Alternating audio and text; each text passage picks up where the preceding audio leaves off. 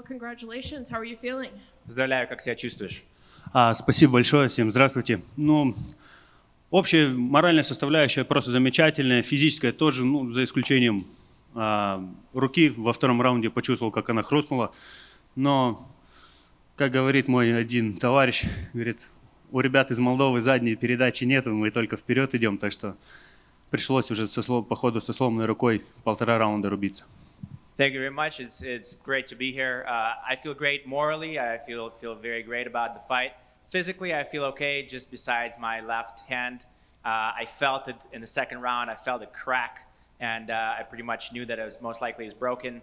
But as one of my friends from Moldova says, we do not have a reverse gear in Moldova. We only go forward. So I had to go for another round and a half with most likely a broken hand. So I hear you're going to go to the hospital right after, I'm assuming for the hand. Is that where you're leaving? Ты в госпиталь сейчас едешь, потому что нужно посмотреть на руку, да? Поэтому ты уходишь? Да, я только из-за этого и еду, потому что у меня завтра рано утром вылет, и как бы хотелось знать, что с рукой точно. Так что долго здесь, к сожалению, не задержусь. Yeah, it's really the only reason why I'm headed to the hospital, because I have an early flight tomorrow morning, and it would be nice to know what exactly is happening to the hand before I board the flight. So unfortunately, I won't get to stick around for too long around here. And you also got your black belt. Were you expecting that coming soon, or was that a complete surprise? Can you just talk to me about that? И тебе навязали черный пояс. Ты ожидал, что тебе после этого будет этот черный пояс, или для тебя это было полностью сюрпризом? Ты знаешь, мой инструктор по грэпплингу Майк Стюарт и мой один из основных спарринг-партнеров тоже по грэпплингу, тоже черный пояс очень высокого уровня, Макс Джеменис, они очень давно говорили, что я заслуживаю этого пояса, но я думал, что это осталось только как разговор, но когда мою руку подняли, Майк завязал мне черный пояс, для меня это было, не знаю, как одна из самых больших побед в моей жизни. You know, my coaches, Mike Stewart and Max Jimenez. Yeah. They're really high-level grapplers. They've always told me in practice that I deserve a black belt. But, you know, I didn't really, I thought that it was just basically a talk in a gym or whatever. But when I won and my hand was raised and Mike put a black belt around me, it was, I don't know how to describe it, maybe one of the biggest victories in my career, in my life. Can you just talk to me a little bit about your performance? Obviously, we know about the hand, but were there any surprises in there? Did that fight go the way you expected it to? Про выступление, про сам бой расскажи свой. Ну, понятное дело, что рука, а кроме этого, какие-то сюрпризы, что-то, чего ты не ожидал в бою, или все прошло именно так, как ты планировал? В принципе, бой абсолютно на все 100% прошел так, как мы с командой планировали. Именно сработал четко на все 100% наш геймплан. Первый раунд был разведывательный. В конце раунда поджать его к сетке, почувствовать его в корпусе. И после этого во втором и в третьем раунде, подвигавшись стойки, под конец раунда я должен был его перевести в партер для того, чтобы на 100% забрать 2 последних раунда. В принципе, что нам удалось сделать. Огромное спасибо моей команде, моему тренеру Владу Белинскому, Майку Стюарту, моим друзьям из Балтимора, семье Цугутских, семье Бурковских, которые очень сильно мне помогают и верят в меня. Но и хотелось бы сказать, через неделю у моего отца день рождения, и хочу посвятить ему эту победу. Actually, everything went exactly according to plan, the exact way that we were planning it. The first round was basically just to figure out what's going on, kind of find out, test the waters. The second round was a lot about the body work and then throwing jabs and making sure that we're doing pressuring him. And then the third round was all about just getting him against the cage, getting him down and finishing the fight that way. And so it kind of went the exact same way. I really would like to say thank you to my entire team, once again to Mike and Max, my coaches, to my family and friends from Baltimore. And you know what? A week from now, it's my father's birthday, and it would be an honor for me to dedicate this victory to him. Thank you so much for being so honest with us. When would you like to get back in there? I know you spoke a little bit about wanting to take a little bit of time, but do you have an opponent or a date or a location that you'd like to fight at next? Спасибо большое за твое откровение. Скажи, как быстро ты хочешь вернуться в октагон? А есть ли у тебя кто-то на примете, с кем ты хотел бы выйти в октагон?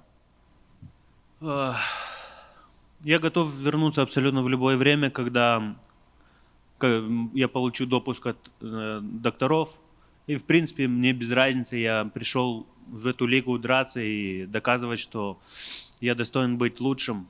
А для того, чтобы это доказать, нужно биться с лучшими. Так что я готов абсолютно к любому вызову.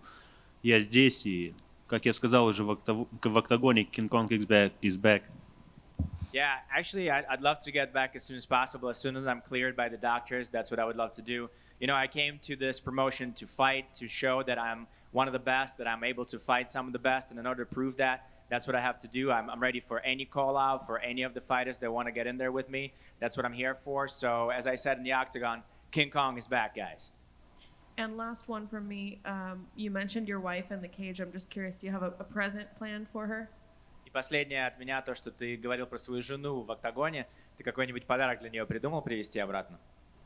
Да, конечно, но я не буду говорить, что это, потому что это уже не будет сюрпризом. Yes, of course, but I'm not going to say what it is because then it's no longer going to be a surprise. Thank you. When you got that first takedown in the second round there, you stepped into the half guard instead of taking side position. Was that something you wanted? Was the half guard or? После первого твоего тейкдауна во втором раунде ты переступил в half-guard вместо того, чтобы занимать другую позицию. Ты хотел быть в half-guard? Это то, что вы планировали? Это моя самая любимая позиция. It's my favorite position, it's half-guard. Just one question for me. At the very end of the fight, you showed a lot of respect to your opponent. You helped him up from the mat, and then it looked like you had a couple words with him. What did you say to Blagoy right after the fight? В конце боя ты показал, что у тебя много респекта для Благова, что ты помог подняться и так далее. И пару слов какие-то вы друг другу сказали. Ты можешь сказать, что ты сказал? Да, конечно, болгары для людей, которые проживают в Молдове, являются очень близкой нацией. И в моем регионе проживает тоже очень много болгар. Они для меня, можно так сказать, как тоже часть нашей страны. И я всегда с большим уважением к ним относился, но конкретно, что касается Иванова, это человек с именем, это человек с очень хорошим наследием, и для меня было большой честью разделить с ним октагон. Только уважение ему, желаю ему скорейшего восстановления, чтобы он вернулся в строй и радовал дальше своих поклонников красивыми красочными боями. Yeah, absolutely. There's nothing but respect. There's lots of Bulgarians that live in Moldova, so because of that, I basically consider them as part of our country because I'm always very respectful to them and I'm very fond of them as people.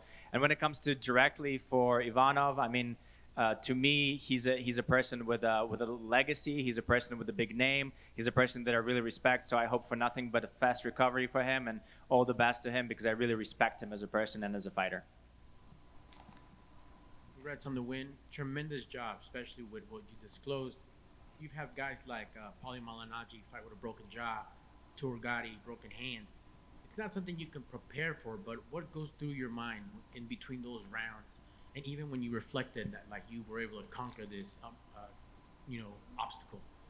Отличный бой, особенно с тем, что ты рассказал, что ты знал, что у тебя, скорее всего, сломана рука. И есть ребята, которые, как Paulie Malignaggi, который бился с разбитой челюстью, есть другие, как Turgati, который дрался с поломанной рукой.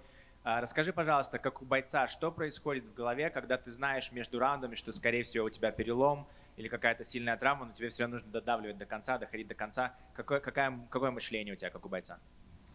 Ты знаешь, у меня на правой руке сделана татуировка, образ Иисуса Христа, и ему было гораздо больнее, но он терпел за каждого из нас. Это всего лишь временная боль, а триумф он вечен. You know, on my right arm, I have a tattoo of Jesus Christ, and his pain was much greater than any of our pain. So he had it worse than all of us. So this is just temporary pain, but the triumph is forever. Absolutely, that triumph for sure will be, that's that in your feather in your cap. And last for me, I think it was back at UFC 278. We saw like a trimmer, a 230, maybe right under 240. But now we've seen you move up in weight, even though you're heavy. Is this strategic? Is there why the change in the physical? Мы заметили, что в UFC 278 ты был где-то до 230 паунд, 232 паунда, а сейчас I was 245 is what you said.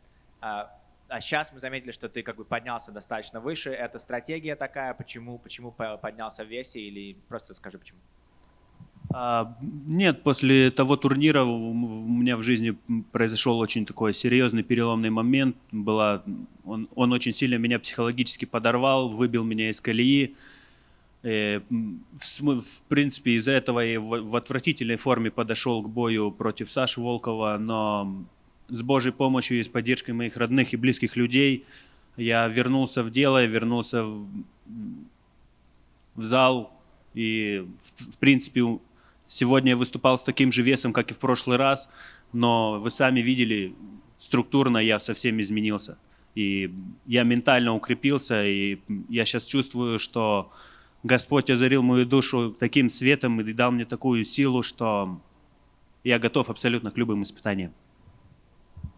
No, it's not strategy. It's just that after 278, there's some terrible things that happened in my life that kind of took me out of the being disciplined, took me out of training hard, and with the help of my people that are closest to me, with the help of my family, help of my coaches, I was able to kind of get back into it. So I was in terrible shape for the fight against Volkov. I didn't feel like I was in the right place at all, both physically and mentally.